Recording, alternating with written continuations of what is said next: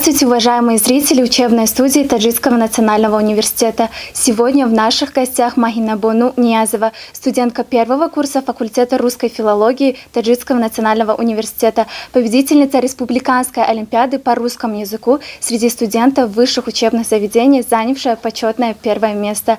Добро пожаловать! Уверена, что наша сегодняшняя встреча найдет отклик в сердцах людей и молодых студентов, а также вдохновит их и оставит свой след. Здравствуйте, спасибо большое за приглашение. Надеюсь, сегодня мой опыт поможет кому-нибудь из студентов, вдохновит их и, конечно же, придаст уверенности в себе.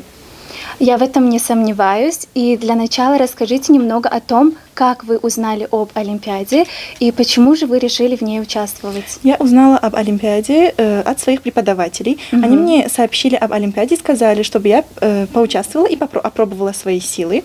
И, конечно же, сначала у меня было волнение. Я думала, как можно участвовать? Я же только первокурсница, первый год моей учебы.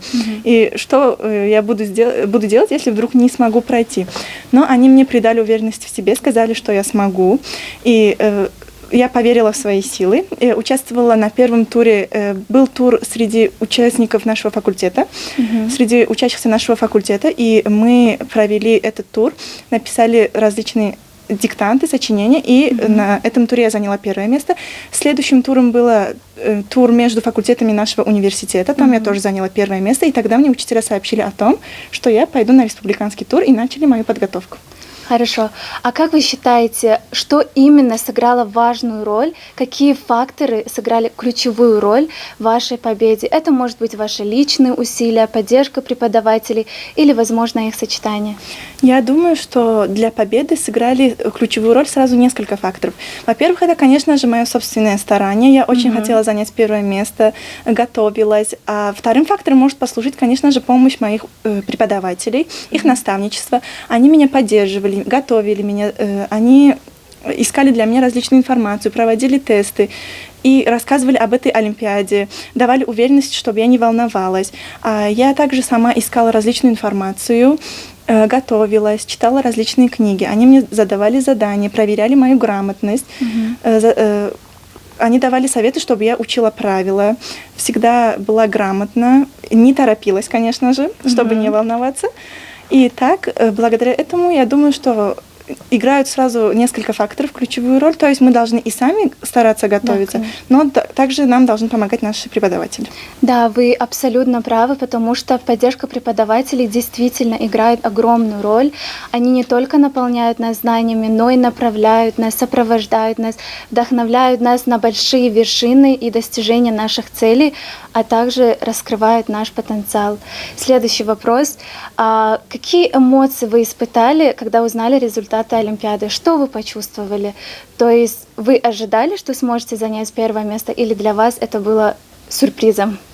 Так как я первокурсница, я очень переживала. Мне говорили то, что Олимпиада будет не только между первокурсниками, но также будут и учащиеся старших курсов.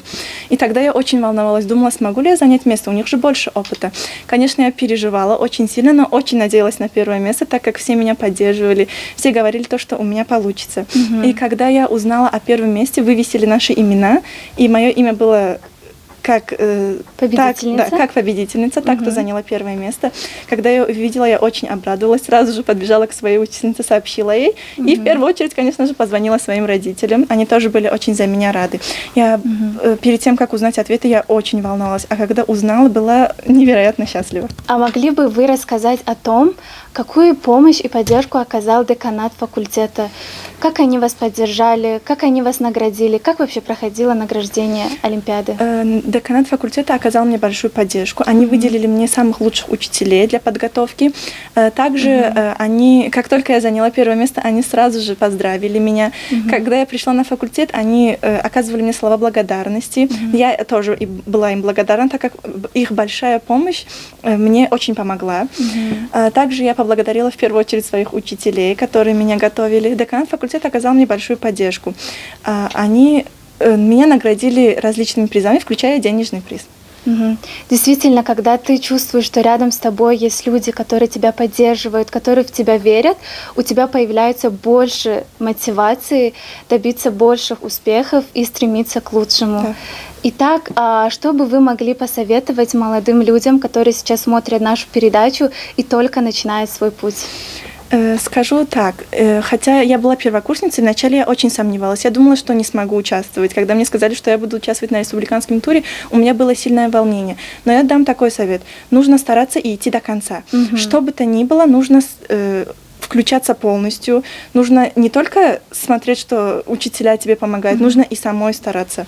Самое главное – это ваше желание. Если у вас есть желание, у вас получится. А если желания нет, даже учителя вас не заставят что-нибудь выучить. Я очень хотела победить, старалась, готовилась, и у меня получилось. И я уверена, что вы в дальнейшем достигнете еще больше высот и станете гордостью нашего университета.